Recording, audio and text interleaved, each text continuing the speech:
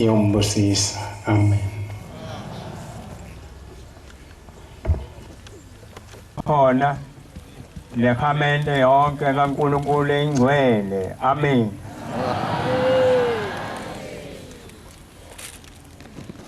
Bantwana basezulwini, ngithunyiwe inkosi, ngithunyiwe uNkulunkulu wabantu uthi angenze lo msebenzi wale nkonzo yasekuseni.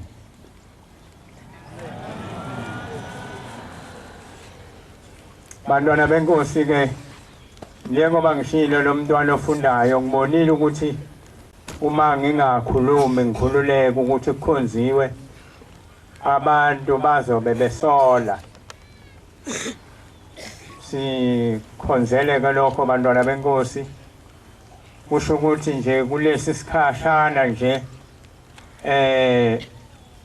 kakade enza lo msebenzi ukwelinye izinga, kodwa uma siphelile le nkonzo usezobuyela ezingeni lakho. Amen.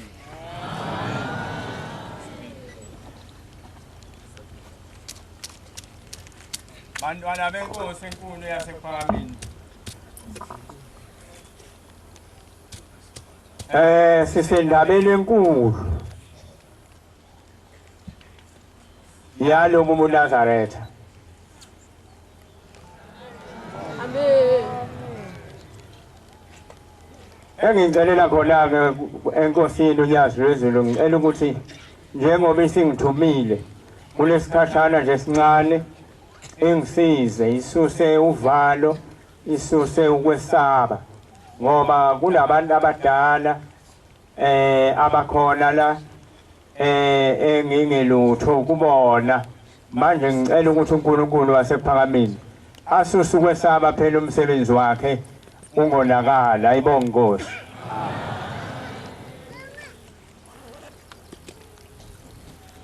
Ngizocela abantwana benkosi ngesihlabelelo sekhulu namashumi amahlanu nesikhombisa,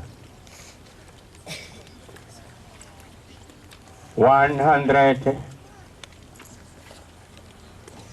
ngixolise, sekhulu namashumi amahlanu nanhlanu, 155. Ngilandela ngemuva indlela inde kangaka,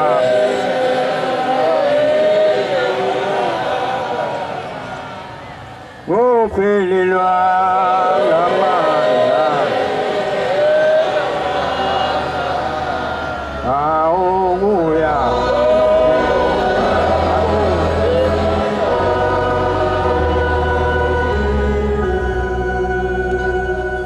ngilandela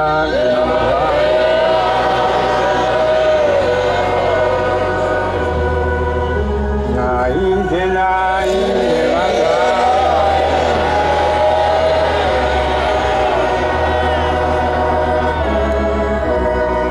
ophelelwa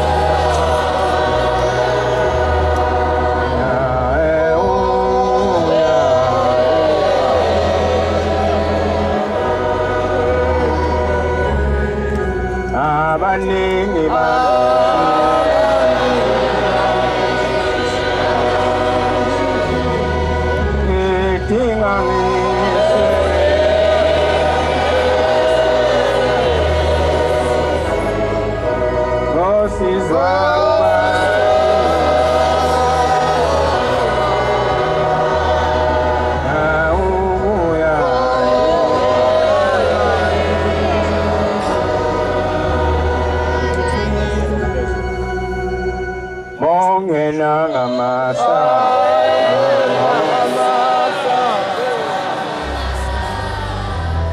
izingilozi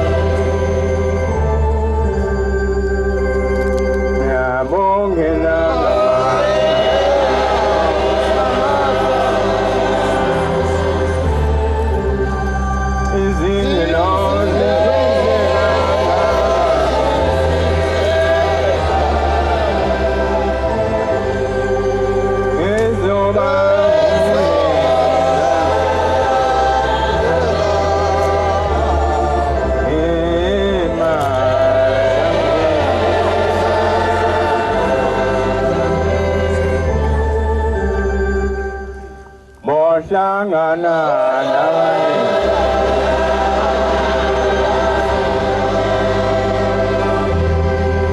bekhishwa emasangweni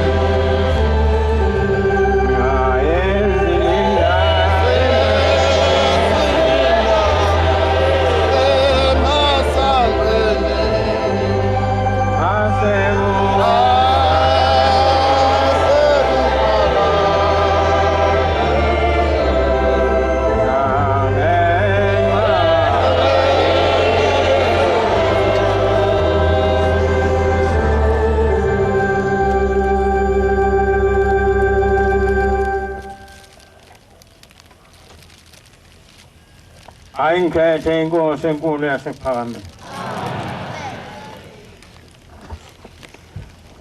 bantwana basezulwini isikhathi sincane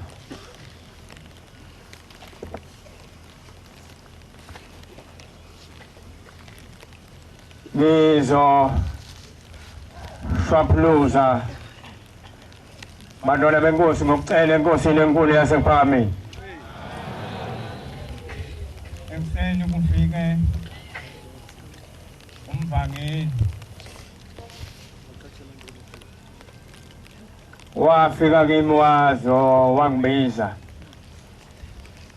wayesexolisa wathi ngiyaxolisa angikhonanga ukuthola izolo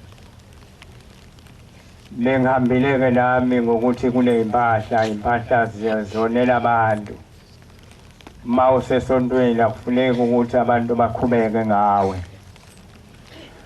wayesexolisa ngokuthi cha ngikutholanga izolo inkosi ikhulume kanje Bantwana benkosi ngabe ngakuzwa ke lokho ukuthi ngolosazana ikhomba umfundisi uNgubane wasephakameni yamkhomba ekuseni yaxolisa yathi kodwa ngoba ngumntwana walapha ekhaya ukhulele lapha ekhaya uzokusho nje okushoyo kayibonge inkosi yasephakameni. Ngicela ke nami enkosini yasephakameni ngikusho engikushoyo.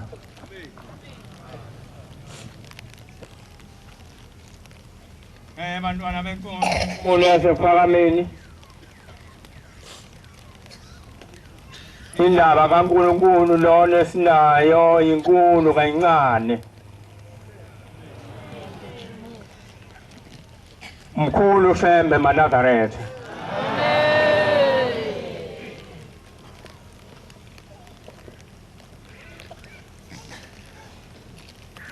Bantwana benkosi enkulu yasephakameni akukho ukuthemeleza ke okukhona kulesi sikhathi esincane esinikezwe sona. Kusho ukuthi ngizongena endimeni ngikhulume lokho uNkulunkulu angipha khona. Ngenxa yokukhohlwa ke uyaye umuntu abhale ngoba uma ungabhalanga ugcina usungena enkonzweni ubusukhuluma lokho obungakuhlelanga. Ngicela ukuthi kwakhona lokho engikubhalile akube yikhona engikunikwe uShembe. Amen. Amen. Bantwana benkosi isiZulu sithi zimnandi ngokuphindwa.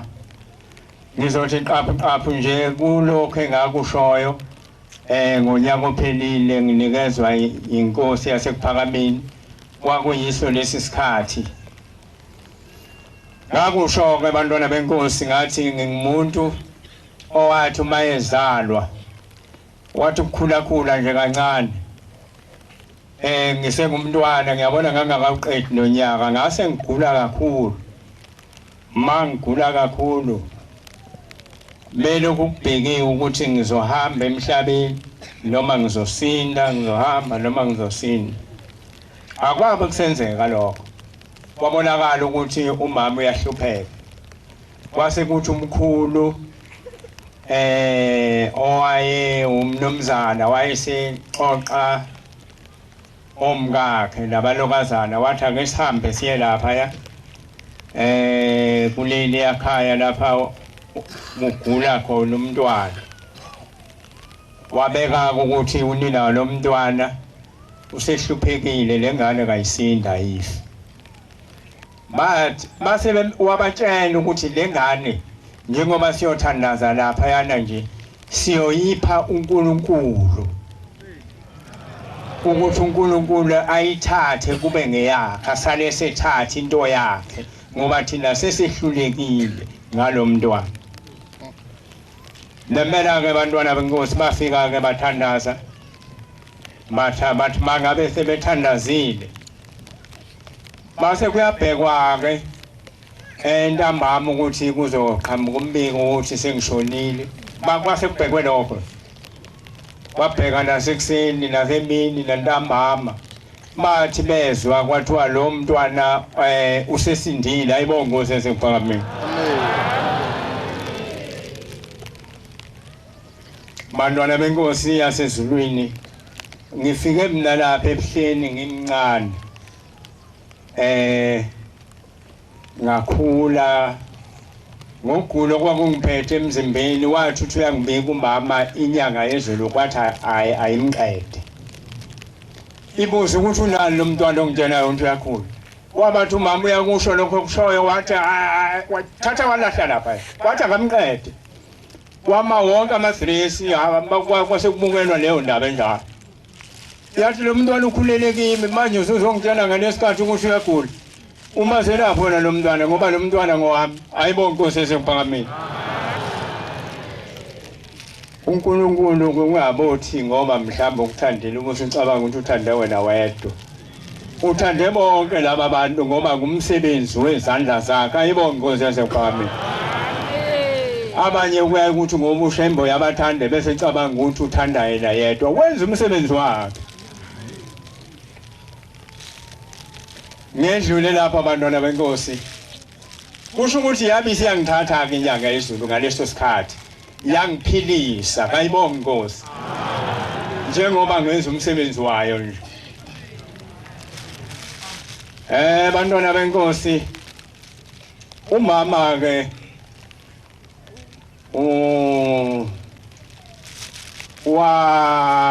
wayegula nje kakhulu phethwe isifuba base bemkhomba ePhakameni wafika ePhakameni lapho wabonana nogogo banqenise wamthatha wamsa enkosini mayifika enkosini wabika umama ubaba wathi uzophila nomfowethu omdala futhi naye wambika babegula ngesifuba into eyisimanga umama ehlala lapha phandle ubusuku bonke ngalezi zikhathi njengoba ninjena nje uhlala phandle ulala phandle kwaphela isibaye inkomo kwaphela inkomo esibayeni kodwa kwabe sekufika uShembe wathi mthatha ukuthi akayiphakameni wathi mayifika yathi inkosi yasePhakameni izophila waphila ngezwi ayibonga inkosi yasePhakameni kwakusasebenza izwi namanje izwi liyasebenza ukuthi thina abantu asikholwa uma inkosi yasePhakameni ifika ikutshela ngezwi usuka umuntu edumele athi hawu ngikula kabuhlungu kanjena ubaba kanginike lutho ayilahle impela leyo ndaba leyo wabona uNkulunkulu ukuthi akasebenzise izinto abantu abazokholelwa kuzo ayibonga inkosi siyazi ke singabantu ukuthi uma inyanga ithi inkomo kufika omunye athi hayi cha ngizokwenzela nje uyokhipha lokho okuthandayo ubona ngazi ukuthi lo nothi uzokhipha okuthandayo ayikho into azoyenza ngumphupho ugijima uye kulo nothi uzokhipha inkomo ubone ngazi ukuthi awu cha ukhokhovu lolu luzongiphilisa kanti uNkulunkulu uShembe kuphela ophilisa abantu lapha emhlabeni ayibonga inkosi wase esephilile kumama nomnewethu umama wabasebemtshela amaNazaretha ukuthi hayi njengoba sekunjena nje khetha inkosi yasePhakameni uzophila wayeseyikhetha eseba ngumNazaretha ememeza isonto ekhaya sontise thina sodwa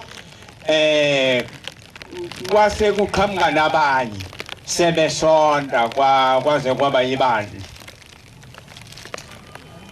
njengoba amaNazaretha wabone ngaka nje beshumayela belekelelana nalabo abanye asebephendukile ayibonga inkosi yasePhakameni yayisithumela abagcotshwa ke inkosi yasePhakameni yathumela uMbazini yathumela uHlophe yathumela uSonia Simyeni yathumela uMavimbele yathi wozani loshumayela la ngifuna amaNazaretha abe maningi ningalibali itiye lizophuzwa ngumkhokheli ayibonga inkosi uyena mgcotshwa wagcotshwa qala cishe kunabo abantu abaningi waba ngumkhokheli obaba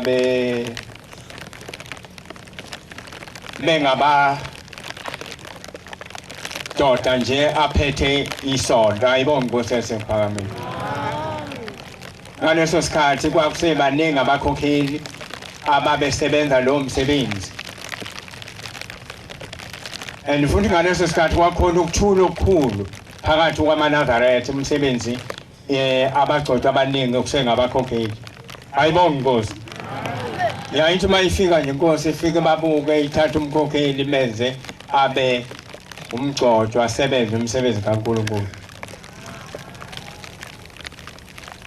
abashumayeli abaningi abangene ekhaleni ukuze kwagcwalisa inyanga yezulu yathi ngithanda ukuthi bonke abathempeli kube nabashumayeli ayibonga inkosi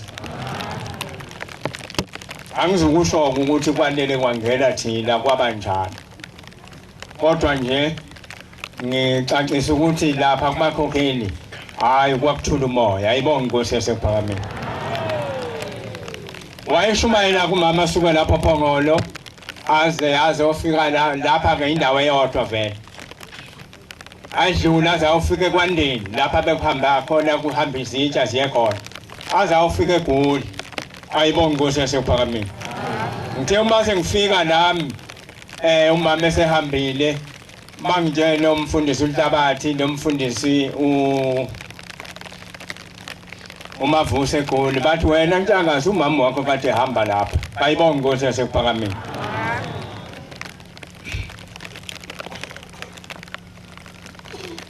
ubaba ke wake wahamba waya emseleni ethempelini lale ethempelini lakoMbazini likaMvangeli uMbazini wahamba ngomvangeli indodana yakhe hambisa ngumfundisi wafika khona kodwa wafika esegula ubaba ke lo ngelinye ilanga seSwazini ngitshela uGembe ngoba mina bengazi lutho phela bengahambi bengumntwana nje uma uGembe uyangitshela uGembe lapha eSwazini uthi ngelinye ilanga sake sahamba sayobika ubaba wakho enkosini yasephakameni ilanga lamalanga uthi sathu masimbika yabuza inkosi ukuthi lo Ntshangase nimsho imuphi base bayamshoka bayambekisa yathi ngiyambona wathi hayi miyekeleni Ntshangase ahambe isihlalo sakhe sihle kakhulu ezulwini ayibonge Nkosi yasephakameni ngizalwa ngabazali abanjalo ke mina amaNazaretha amen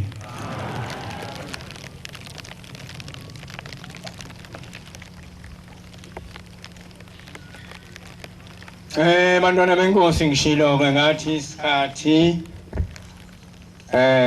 sincane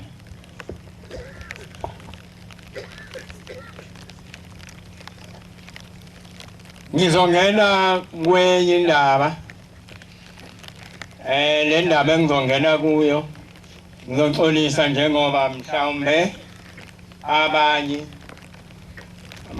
bazothinteka nami ngiyathinteka kuyayikushiya le ilokhuzana ubaba lapha umfundisi ukhona umfundisi ayesho njalo athi zibhlungu kayiphili zikhona ezibhlungu ayibonge Nkosi yasephakameni bantwana benkosi yasezulwini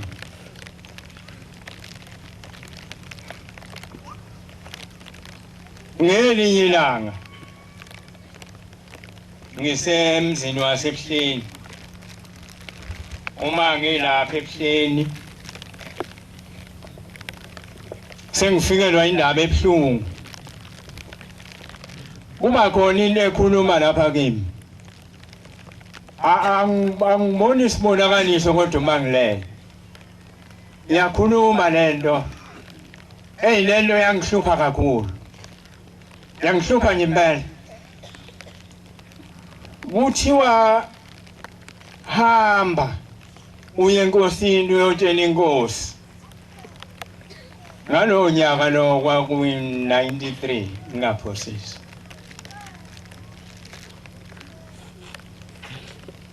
kwakugcotshwe ingathi kwakwembeswe abafundisi ngalo nyaka kwakuqala ukuthi abafundisi babezophakanyiswa bangene kulo msebenzi baqale bagqoke ebuhleni ngalo nyaka bagqokiswe ebuhleni yayisikhuluma inkosi ukuthi unyaka olandelayo niyongena ebufundisini yayisiqhamuka ke le ndaba enkulu lapha kimi kuthiwa hamba utshele inkosi ukuthi laba bafundisi abaningi kangaka abagcotshwayo abasuke eduze kwenkosi bahambe isivangeli umhlaba wonke ngoba uma behlala lapha eduze kwenkosi bazocabana inkosi besiyadunguzela yabanzima kakhulu lento kimi inyanga yezulu ke ibithi uma ixwayisa abantu abaletha amaphupho angazi noma inhlahla yini ngitholakala ukuthi ngiseduzana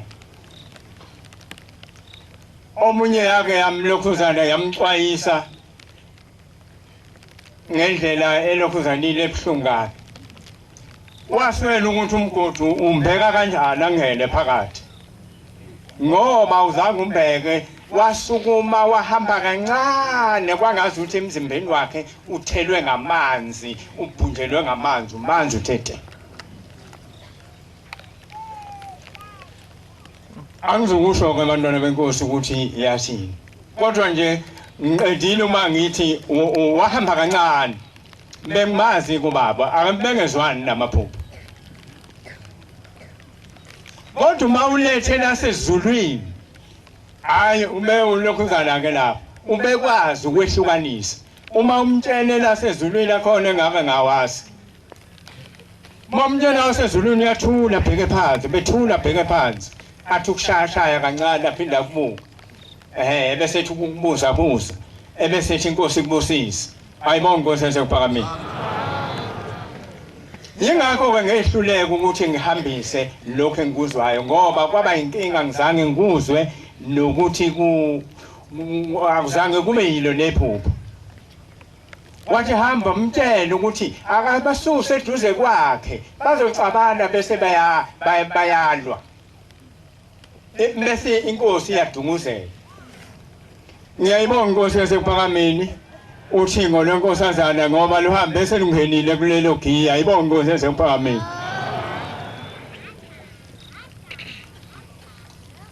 bantwana benkosi kodwa kangiyanga lento yangiphatha kabuhlungu dokotela lamlali ngapha ngezansi ngapha ezansi kwababa mkhulu ngayibamba lento ngingafuni ukuya enkosini kwathi ngesikhathi sika4 ngivuka ngiyesigqweni lapha kubaba mkhulu ngahlangana noNgcobo imbongi nangu wayethi mayebongela ethi uNkulunkulu wabantu wahlangana nami lapho ngikhala ngibonga njengengane uyishayile ngibonga wathi hawu nkosana ungakhala kukhalwa lapha ezulwini ngiyakhuphuka mina ngiyesigqweni yena usebuya khona mangifika lapha ngithi ngiyaguqa akuthandazeki ngabuya ngithe ngiqondene nobaba mkhulu kwase kuthiwa hamba uye kumfundisi uMadlala umtshele lokhu izosuka lento emahlombe akho ayibonge inkosi yasekuphakameni ngahamba ngafika ngakhumula ngabeka incwadi zami ngaqonda kumfundisi uMadlala uma ngifika lapha kumfundisi uMadlala kanti ngifika kumfundisi uMadlala nje unenkinga uthunywe kwandini ukuthi akahambise akayokwamukelisa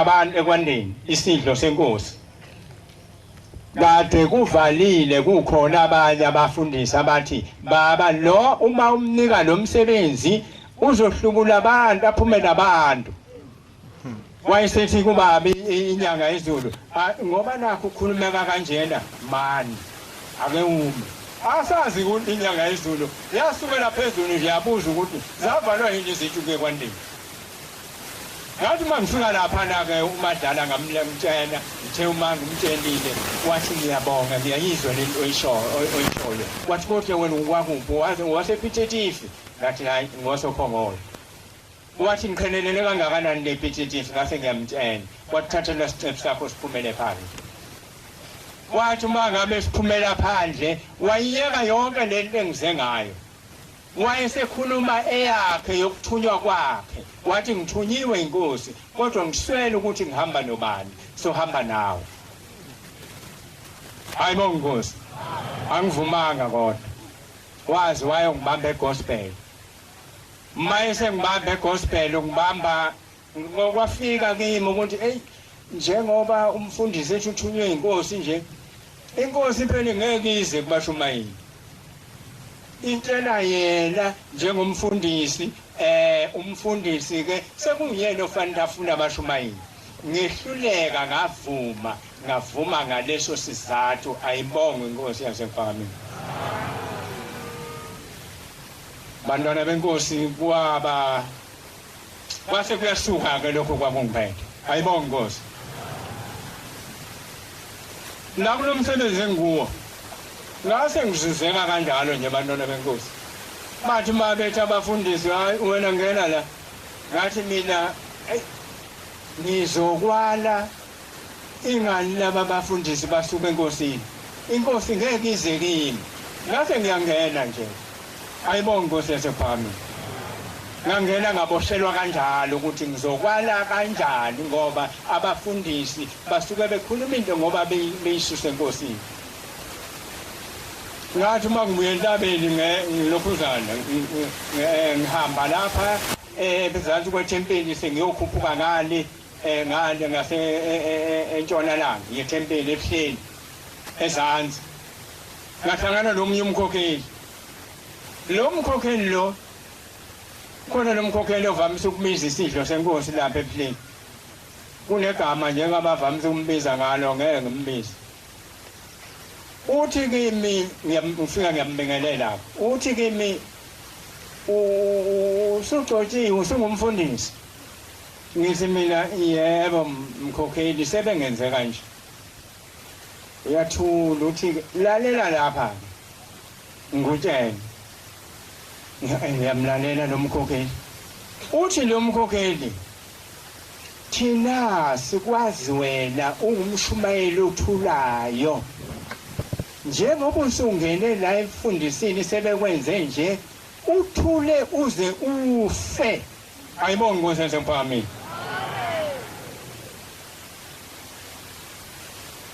wathi mase ngisebenza lapho sengidibana nenkinga ngithi ngicabanga ukuyobikela inkosi uThingo ngabona ukuthi ngiyothi ngiyafika lapha lothi uThingo la usuletha umsindo lapha kimi usunomsindo manje nawe ngoba phela umsindo mangabe siwumanga sodwa ngani wena uma usiyobikela inkosi usuhlukumeza inkosi manje osehlukumeza inkosi wena osuyibikelayo bantwana benkosi yasephakame ngiqonde ngithi ezibhlungu nje ngisho izindaba ezinjalo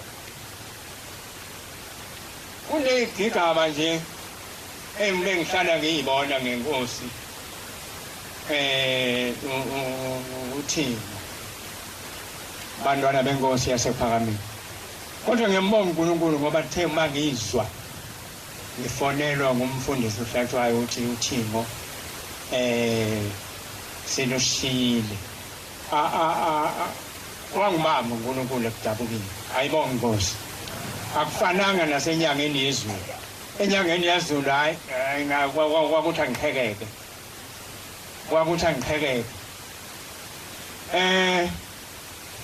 ngo-2004 ubaba engena eDanawuzi kwangolesibili the uma ingena ngilele ebusuku ngabona inkosi yasephakameni uThingo lusendlini luphakathi endlini ngihlezi lapha ngaphandle endlini kungazi ukuthi mina ngigada abantu abangenayo ngase ngibabona abantu beza lapha laba abantu abezayo engazi ukuthi ngabantu abafuna ukuzothandaza lapha phakathi endlini beza ngithe ngibabona labantu basebephakathi endlini angaze ngazi ukuthi bangene kanjani ngoba phela nakho ngigadile uma belapha phakathi endlini baba lapha ekhonini uThingo lungapha kuleli khoneni ngapha lwasuka uThingo lwasuka njengonyazi lwangena phakathi kwalaba abantu kwakuyizayoni ziphethe izinduku zithandaza kwathola kanti ubaba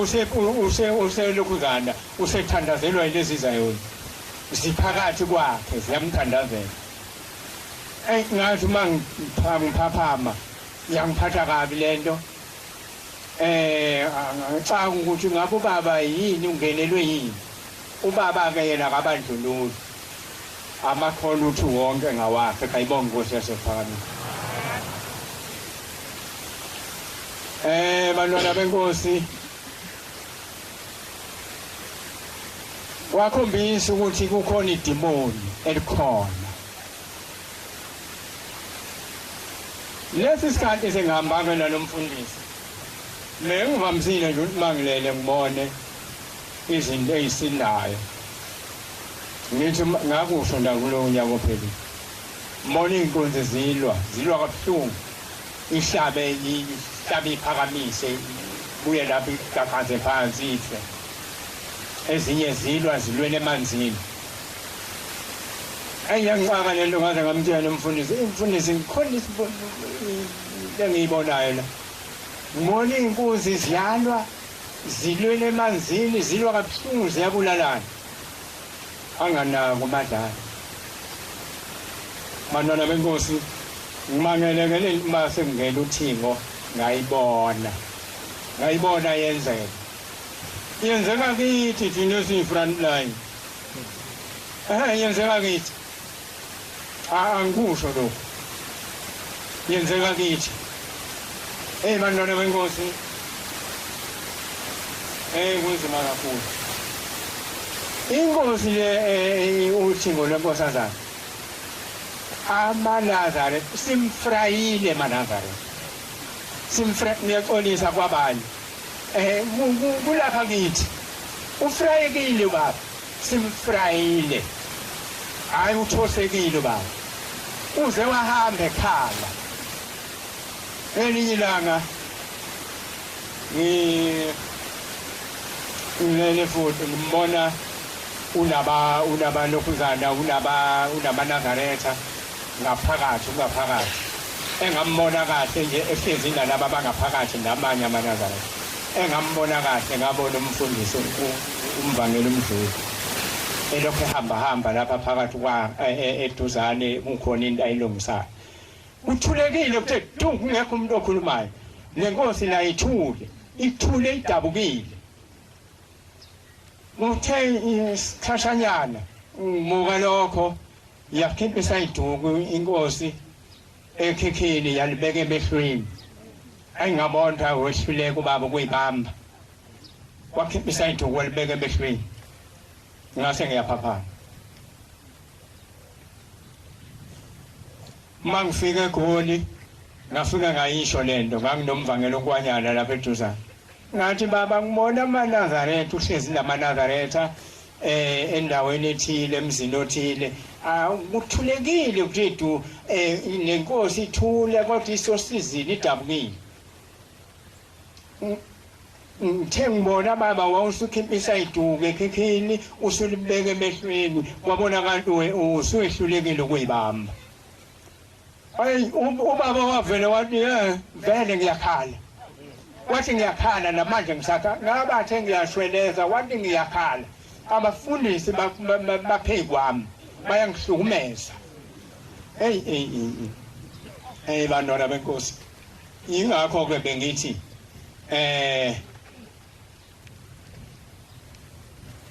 indoda enye yakwalokhuzana yakwaNtombela engumfundisi vamzile ukuthi ezibhlungu ayipheli ayibonga Nkosi azipheli izibhlungu suke khuluma iqiniso sinenge ezibhlungu lapha kuletson bantwana benkosi angifuni ukugcila kakhulu nginivusele usizo kodwa nje angazi ukuthi singathandaza muphi umthandazo le ndlela lento esiphethe ngayo uthingo siyeke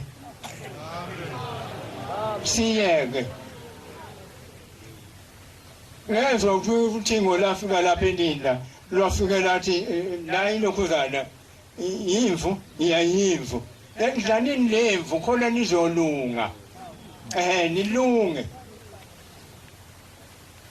ningahluphi nibe munye ningahluphani manje bantwana benkosi siyahluphana siyakwebhana awungifundele lapho nkosana ngaze ngokuphela isikhathi ngingakafundi angifundele lapho Jacob 3 verse 18 verse 15 to 18 Ncwadi kaJakobe Testamente lentsha 3 verse 15 to 18 Ngikondanise nathi angikhulumi nabafundisi bodwa nawe nokwakho nawe nokwakho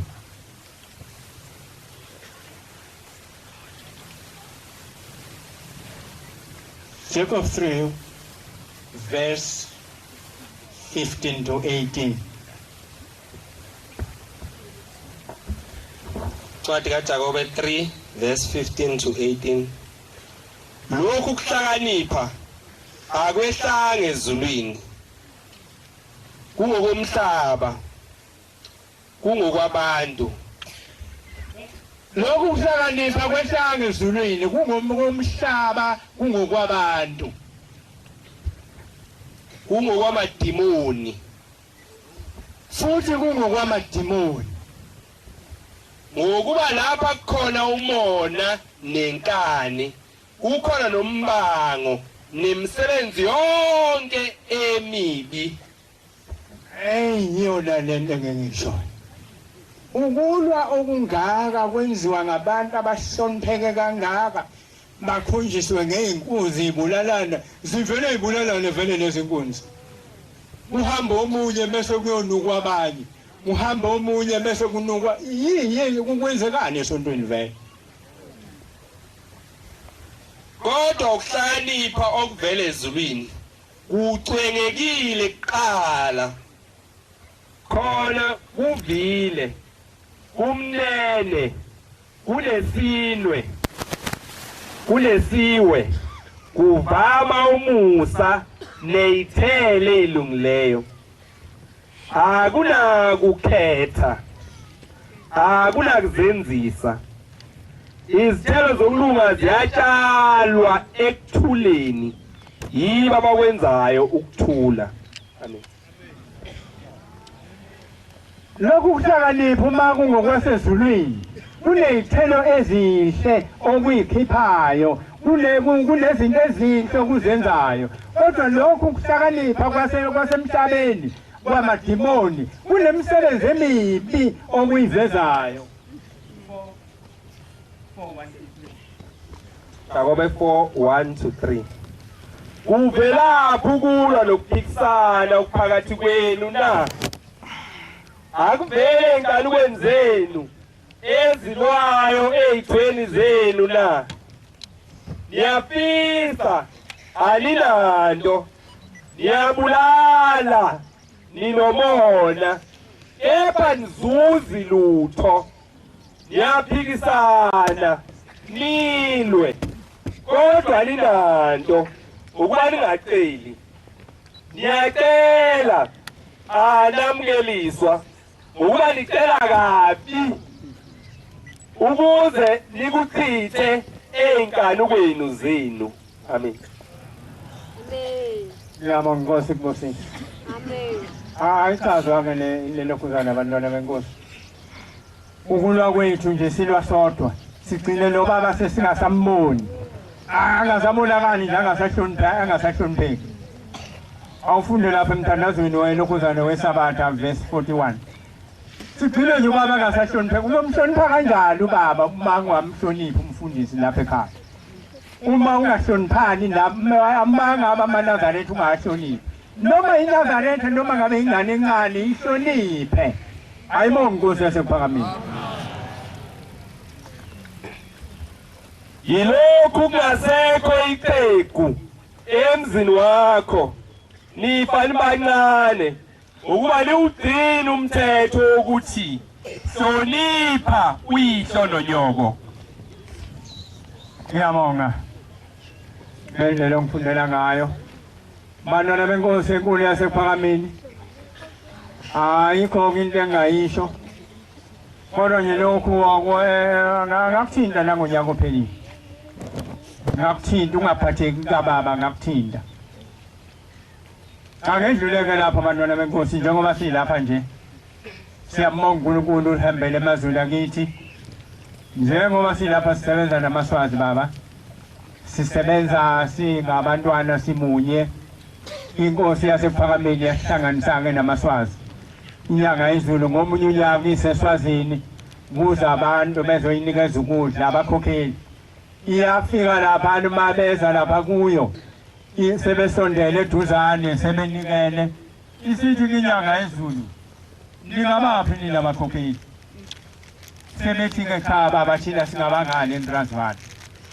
Isithi isithi lalelani lapha njalo mangifika lapha eSwazini njalo mangifika lapha eSwazini ngifuna ukuthi nifike la nizonginikeza ukudla ngingabulawa indlala uma ngilapha eSwazini ayibonge inkosi yasephakameni inkosi yaseManazaretha yahlanganisana namaswazi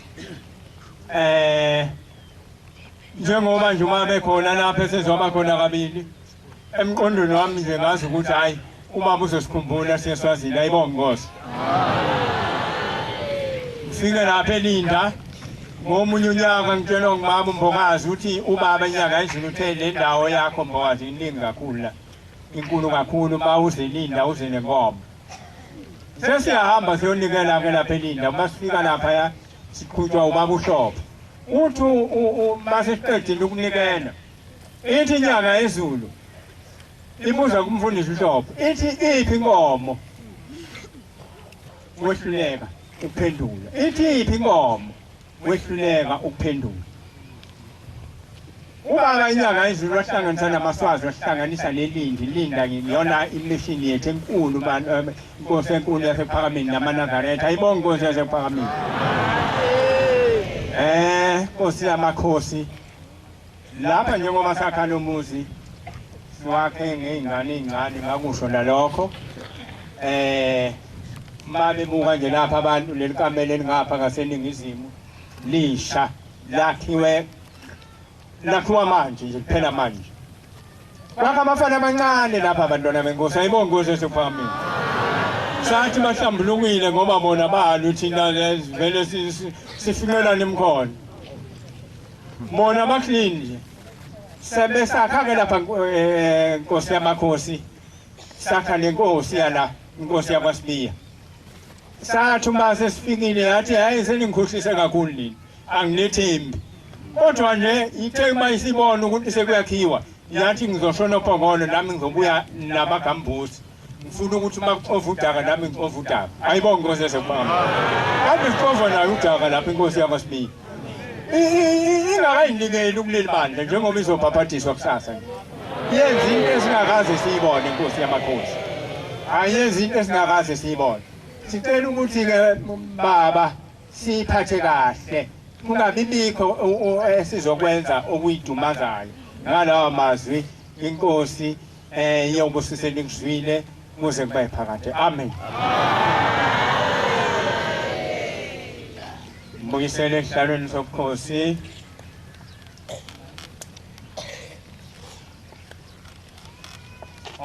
isihlabelelo sesikhombisa ubaba umvangeli uNkanyana ngezwi lenkosi yasephakameni uzosibona ngalesihlabelelo uyawubuya busiswe yinkosi yasephakameni amen